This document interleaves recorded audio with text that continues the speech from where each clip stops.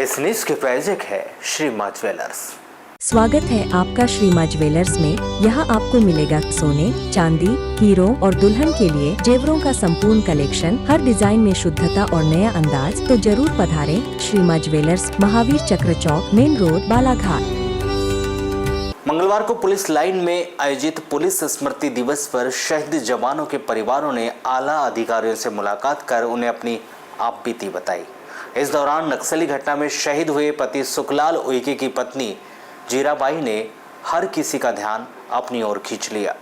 जहां शहीदों के परिजनों के सम्मान समारोह के दौरान शहीद की पत्नी जीराबाई ने नौकरी की मांग करते हुए एक ज्ञापन भी सौंपा है। बताया जा रहा है कि जिले के रूपजर थाना के अंतर्गत तल्ला बोड़ी की रहने वाली जीराबाई भी वर्ष 1999 में पति सुखलाल उइके की दर्दनाक हत्या को बयां कर गमजदा हो गई और रोने लगी, जिसने 21 अक्टूबर को मनाए गए पुलिस स्मृति दिवस पर सम्मान लेते हुए एसपी को एक आवेदन सौंपा, जिसमें उसने पढ़े लिखे बेटों के लिए नौकरी की मांग की। महिला जीराबाई ने मीडिया से चर्चा करते हुए यह बताया कि उनके पति पुलिस विभाग में नौकरी करते थे। 1999 में एक नक्सली घटना में नक्सलियों ने उनके पति को पकड़ लिया था।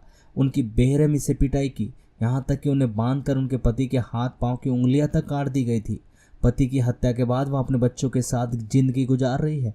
उनके बच्चों को उन्होंने पढ़ा लिखा कर काबिल बनाया है ताकि वे भी देश की सेवा कर सके, लेकिन उन्हें इसका अवसर नहीं मिल रहा है।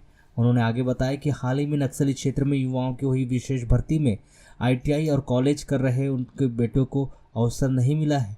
यही नहीं बल्कि शहीद पुलिस जवानों के परिवारों ने भी पेंशन और अन्य समस्याओं के बारे में मीडिया से चर्चा कर अपनी बातें रखी।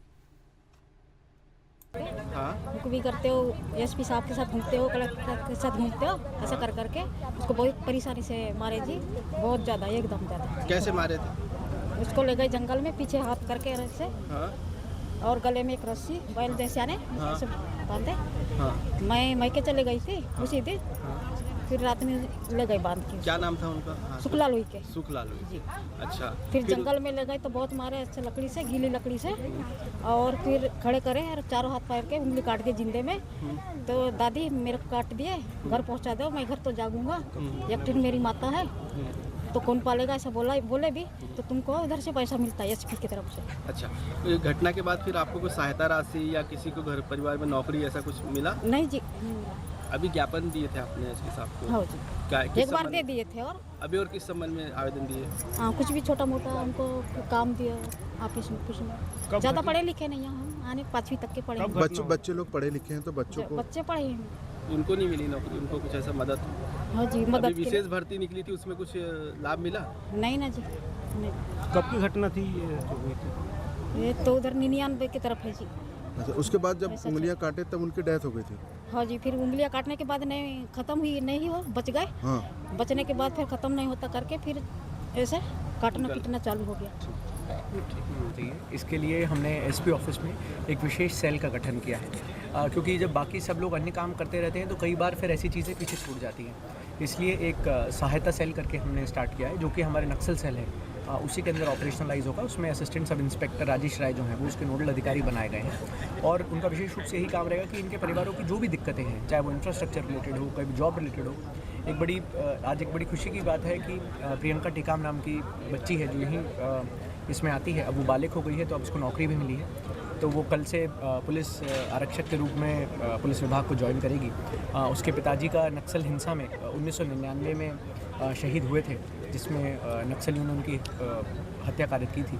अब वो बालिग हो गई है, तो आज वो आई हुई थी, उसके माता पिता भी आए हुए थे, बड़े खुश थे। कल से वो 21 उसने बोला था कि मैं शहीद दिवस के बाद ज्वाइन करूँगी, तो कल से वो ज्वाइनिंग लेटर उसको मिल चुका है, ज्वाइन करेगी। ऐसे कई परिवारों का हमने सूचीबद्ध किया है कि शुरुआत में जब से जिला बालाघाट के रिकॉर्ड्स हैं, वहाँ से लेकर आज दिनांक तक ऐसे कितने परिवार हैं, और फिर अब हम उनको मंथली बेसिस पे कांटेक्ट करेंगे और ख़ुद से कांटेक्ट करके ये पूछेंगे कि भाई उनकी कोई समस्या तो नहीं है। छोटी भी समस्या हो सकती है कि हमें बिजली से रिलेटेड है, वो हो सकता है पुलिस से रिलेटेड डायरेक्टली ना हो, परंतु हमारे जो नोडल सेल है, जैसे एकल सुविधा केंद्र चल रहे हैं, उसी प्रकार से जो नोडल सेल है वो इन परिवारों के लिए भी है, क्योंकि हमारा पहला कर्तव्य तो इन परिवारों के प्रति भी है जिनके बच्चों ने या जिनके परिवारजनों ने या जिनके परिवार के पुरुषों ने अपना सबसे बड़ा न्यौछावर किया है। तो इनके लिए हमने की है, और उसका नंबर भी हम लोग सार्वजनिक करने वाले हैं, जो हमारे नोडल ऑफिसर हैं राजेश राय, जो इस पूरे को संचालित करेंगे। और अगर आपके पास भी कोई आती है तो आप हमें ज़रूर फॉरवर्ड करें, तो हमारी वो सेल टेकअप करेंगे सारे।